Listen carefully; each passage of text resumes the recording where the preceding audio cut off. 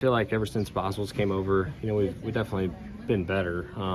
And last weekend, I felt like we finally just put a full day together. Truthfully, we hadn't really done that all year. So, yeah, that was nice to be able to run up front. We still needed a little bit more. I felt like we were third or fourth. We didn't really have anything for first or second. But, yeah, it was good to, have a good run towards the end of the year. Hopefully we can do it again tomorrow and kind of give us some momentum in the offseason. How important is it for you to just put this year behind you and just start fresh next year? Yeah, it's unlike anything I've ever had in my career. So it's definitely been kind of uncharted territory, and just it's been hard, truthfully, to kind of stay motivated.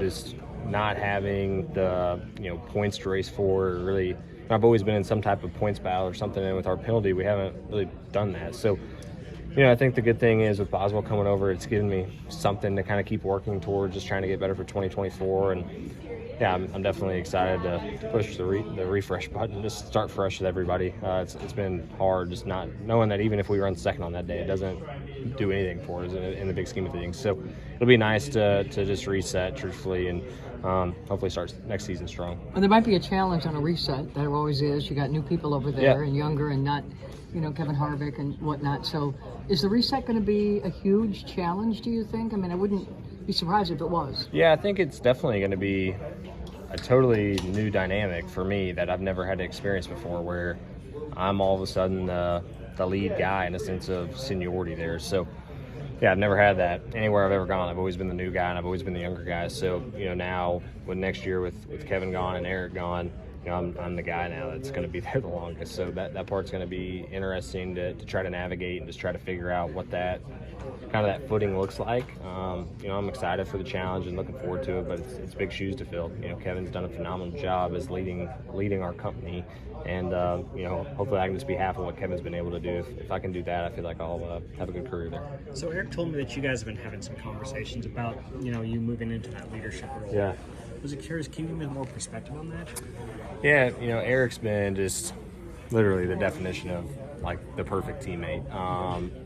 Just always willing to put himself honestly second. Like, even if I feel like anytime you're in that kind of that teammate scenario, we all want to be the best guy, right? But Aric has always put himself second, and even last year in the playoffs when we were in the round of 8 and stuff, there's times where he would put himself in really bad spots on restarts and stuff just to protect me. So yeah, just our conversations have been really good. Just trying to figure out what the future looks like what I need to try to be at career-wise a year from now, 3 years now, 5 years from now, how that kind of steers the company, things like that. And honestly, just from a preparation standpoint, I've not done a very good job of being consistent with how I prepare for a weekend. One week I do it one way, another weekend I do it the other way, and just the structure that Aric's been able to really have its entire life, from on the track and off the track, something that I've struggled with being a relatively new father, just trying to figure out how that balance is of keeping my family happy but also keeping my job happy. And Aric's done a really good job of giving both 100%. So just talking to him about those things, and like I said, he's just been literally the definition of a perfect teammate, and I'm definitely going to miss working with Aric a lot. Another thing he told me is that you have the credentials to be the leader. He pointed to all your success in spinning, the win here in Cup last year. I mean, what does it mean to have him just behind you with that much support? Yeah, it's huge, right? To have the guys that I've worked with feel like I'm ready for that role, I guess. I respect Aric and Kevin, and even Kevin's talked to me a little bit about it. But for Aric to publicly talk about that, it's humbling and means a lot. Because internally, I think you think you're ready, but you never really know if you're ready for something like that.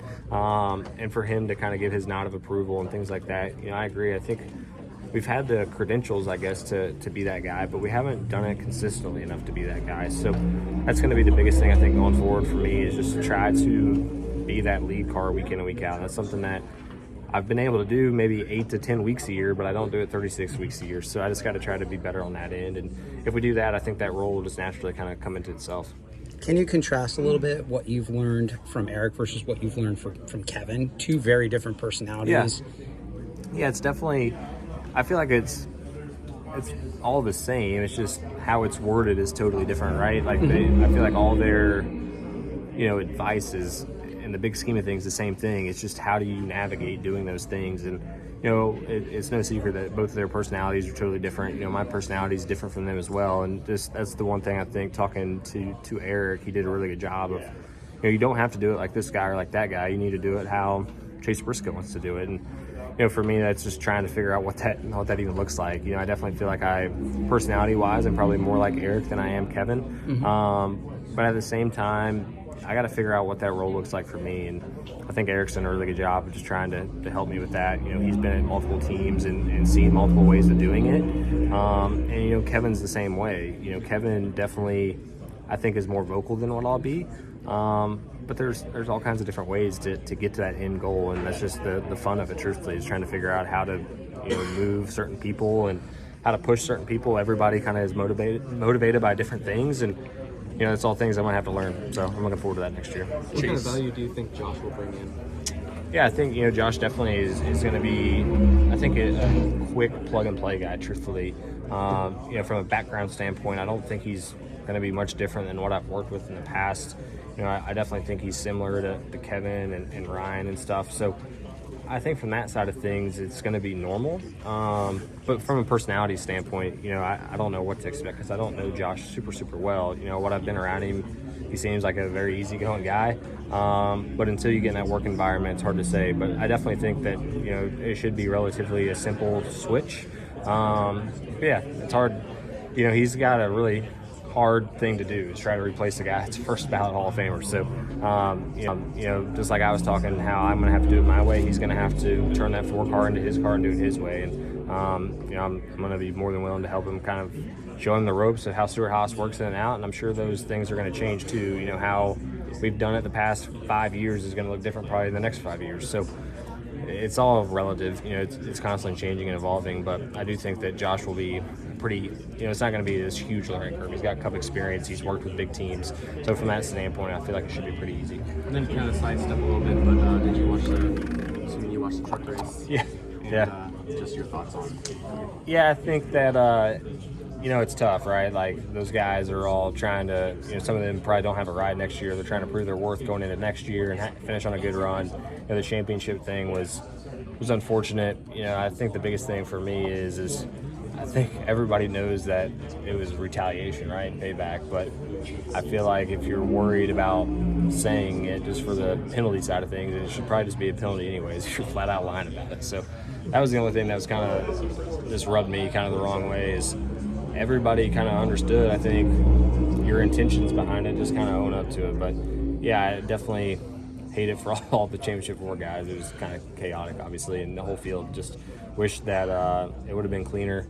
I think it's all part of just how racing has changed. Not necessarily for the better, but just, the younger guys, I feel like probably don't have the consequences as much growing up. The older guys, they weren't afraid to go down there and give you a black eye if you did something, and now we just don't see that as much. So you can do things and get away with it, and nobody comes down there. They just tweet at you or something like that, and they forget about it and move on. So, yeah, it's going to be hard to change any of that stuff, until the narrative kind of starts changing and somebody starts doing something about it. But, yeah, it was entertaining, but it was definitely kind of frustrating from it, I think, the driver's side of things. So kind of going hand in hand with that, like doing something about it, do you feel NASCAR should do something about it? Is there something NASCAR can do about it? I don't know. It's kind of uncharted territory, right? Like, I don't know if there's ever been a penalty or a suspension going into the next season. I don't know how that would even work. So, yeah, I don't know. I think they need to do something. I get where he was coming from. I just wish you would just man up to it if you're going to do it. That's kind of my thing. I don't think anybody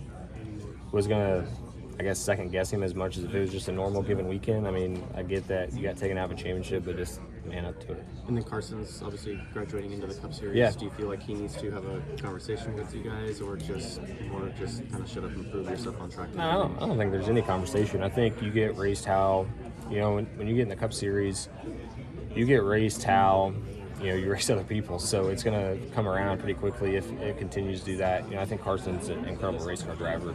And I think that, I'm guilty of it. I just did it last year a couple times where I just get in there over my head and I'm excited and battling for the win. And you make a mistake. It's just how you learn from those mistakes, I think. And it takes time. And in the Cup Series, I think you learn really quickly that these guys, if you want to rough them up, they can rough you up way more than you've ever done anything else in your career. So I think it all kind of comes around. What goes around comes around, and you get adjusted to the Cup Series really quickly and just humble, truthfully, really quickly. So I think that there's no need for a conversation. I think he'll learn it. I think he's probably even seen it a couple times this year in the Cup races that he's ran. Just if you race guys, how they don't enjoy being raced, they're going to make your life miserable. And it's really easy to do in this car with how important track position is.